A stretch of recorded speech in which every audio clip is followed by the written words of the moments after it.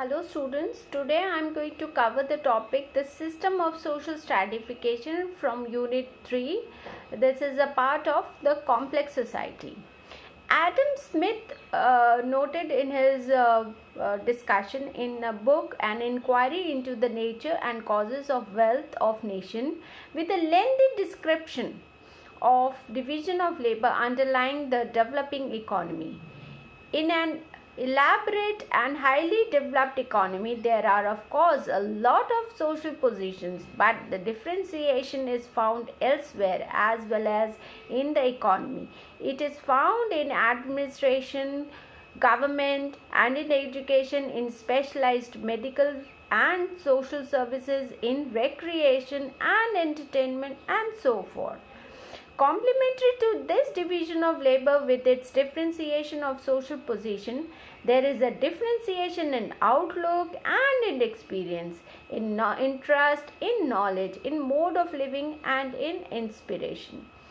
So here let us look into the evaluation of social stratification as given by Karl Marx and Weber. So first one will go on to the Marxian analysis. You have already studied quite a lot in your unit 1, and so as you already know that history was he has divided history was the story of class struggle. Now he has given various examples, like in Roman Empire it was patricians and plebeians, and in medieval time it was divided into estates. And you can take the example of France. He divided it into 3 estates, basically clergy, nobles, and commoners. And in short, he has the process of social change he believed was leading to the formation only to the great antagonistic classes, that is bourgeoisie and proletariat. Now, Marxian did not examine very closely the difference between classes and estates, nor he did anything into the caste which was existing in India and so on. It was limited only to for Marx, the important feature of our kind of society was the source of these values, and this he thought lay the person's relationship to the mean of production, or in other words, economy. In European countries of Marx's time, with their capabilities, the type of economy, the social strata were in conflict with each other. The revolution of 1848 emphasized this fact. He saw that these conflicts were concerned with the distribution of wealth between the classes.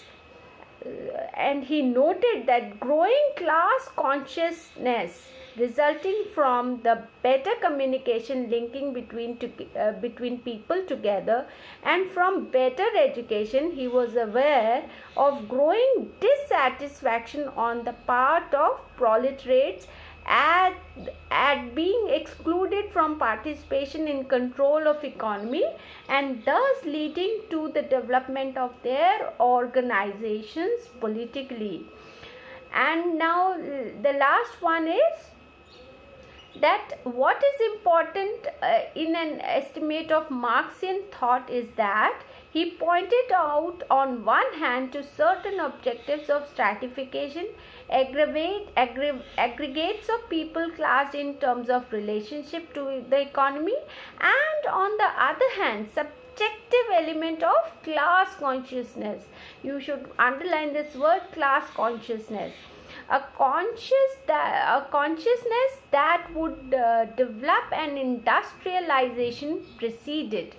And it should be observed, however, that Marx believed that the element of class consciousness was exacerbated by, if not rooted in class antagonism, he sought to detect in all types of society, and to be especially obvious in an overt behavior of member of capitalist society. Although his idea of this subject have an event have been discredited, but not perhaps as largely as sometimes suggested. It remains true that Marx emphasized on relationship of class to economy and importance of class consciousness in social stratification was to influence many subsequent sociologists, even though some laid emphasis on one aspect than other. Now let us go on to the next theory, which is being discussed by Weber. So for him, what does class means to him? Class is defined in terms of opportunities, as he called it as life chances. Please underline this word, life chances. Now, where an aggregate of people have similar, now what does the life chances means? Understand this. Where an aggregate of people have similar or social opportunities, and where these opportunities depend on possession or facilities for acquiring the necessary income, both possessions and facilities are being relevant to the market economy, then we have a class situation, and people constitute the class. So basically this definition is an economic one.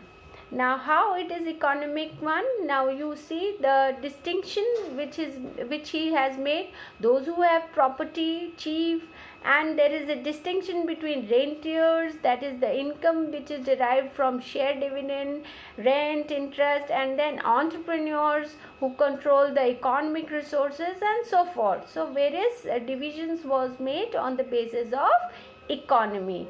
Okay, so I have given you two examples, that is rentiers and entrepreneurs. You can see more examples from your book. Now there is a link between the class and status, for the members of same status group frequently stand in one in the same class relationship to each other, but the common class position does not provide qualification for status. It does not automatically confer prestige. Indeed, propertied and propertyless may belong to same status group. The significant feature of status group is that its members share certain members of life distinguishable from that of other status group.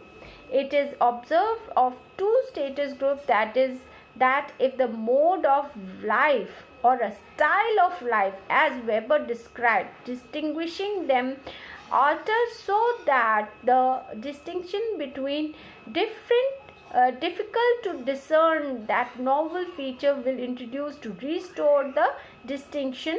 Here is one source of fashion. Okay.